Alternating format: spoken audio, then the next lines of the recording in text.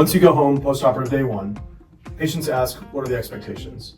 The first expectation from my standpoint is mobility, walking as much as possible. This allows and ensures that you won't get any blood clots to the legs or to the lungs.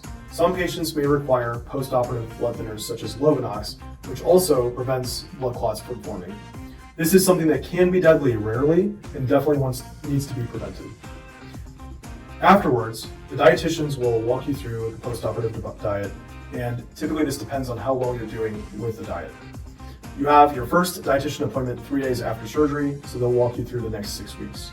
As part of that, you will start your bariatric vitamins 1 week after surgery, and this needs to be chewable bariatric vitamins until your 6-week appointment.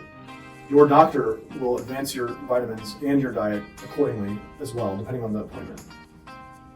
In terms of activity, my expectation in the first 3 weeks is that you are walking. After the first week, you typically want to walk 30 minutes or more a day. After the 3-week appointment, we'll allow you to do some light resistance training with resistance bands.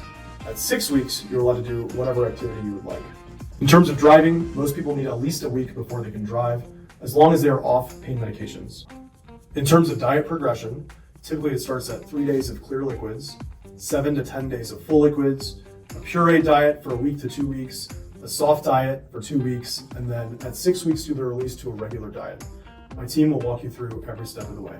Patients would also like to know how long they need to be taking time off of work. I understand this could be a touchy subject given financial obligations.